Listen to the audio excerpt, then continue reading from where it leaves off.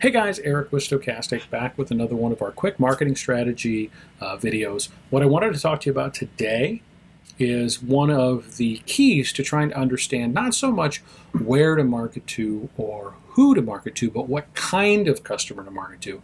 And when I say what kind, I mean where at in their timeline. As we go into the slower season, should we be focused on those long-term customers or our new customers?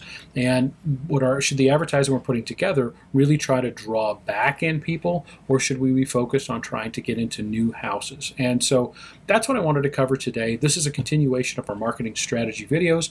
We'll try to keep them all under 10 minutes, and you can check them all out now on our website, stokasticmkt.com. You'll see a link to that here at the end of the video. But I wanted to walk you through this because it's a really important piece of your strategy as we come through the end of peak season. It's hot out there right now. Everybody's flush with cash. Everybody's busy. But it's the programs we implement today that will keep these things going a couple weeks longer. And if you can add 2-4 weeks onto your season, if you can drive installs just a couple weeks longer than you usually do, it makes a huge difference on your year. So today we want to talk a little bit about when customers spend their money. And if you have spoken to myself, Mike, Charlie, anyone at Stokastic, if you've had a MIR score done, you should already know the answer to this question. As we've looked at companies across the country, which is more than 250 companies we've done MIR scores for, the answer to this question is always the same. And in order to analyze it and show companies what we're looking at, we have developed what's called an alpha chart. And the alpha chart is simply a breakout of when your customers spend their money by day, built from your invoices.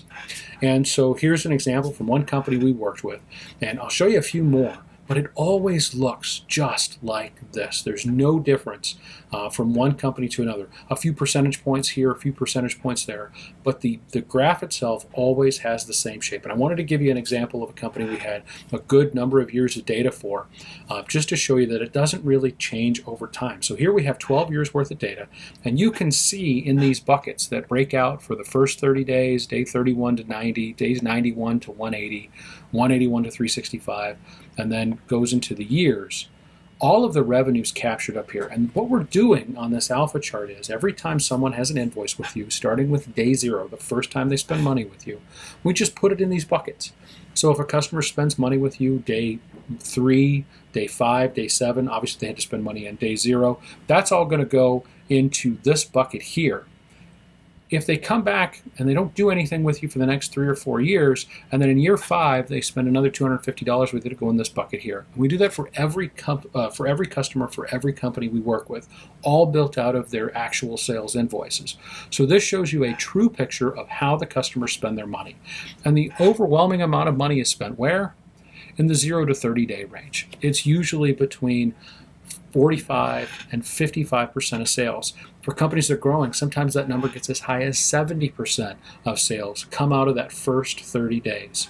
Then through the end of the first year, usually closer to between 60 and 70%, and then add year 2 and 3 and you're at 80 to 90% of sales usually happen by the time you hit years 2 and 3. But the vast majority of that revenue is happening day 0 through day 30. 50% of all the revenue that happens in the first 30 days usually happens on day 0, the first day you know the customer.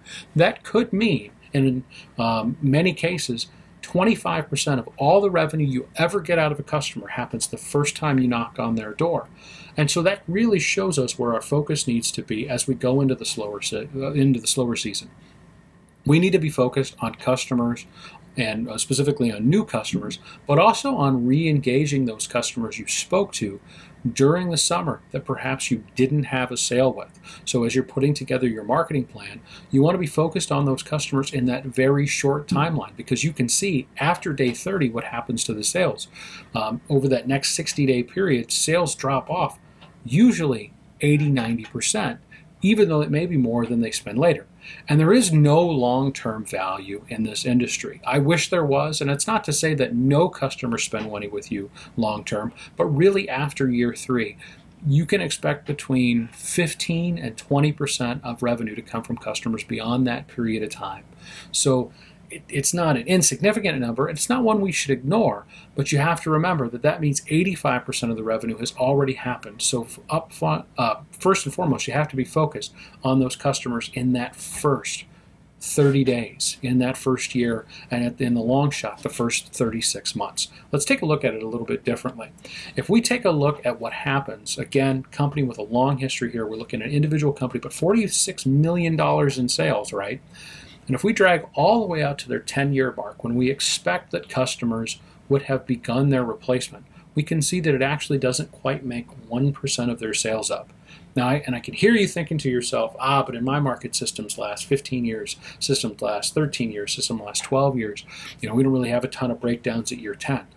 Also remember, though, that we don't put customers on at day 0 very often. It's really just our installs.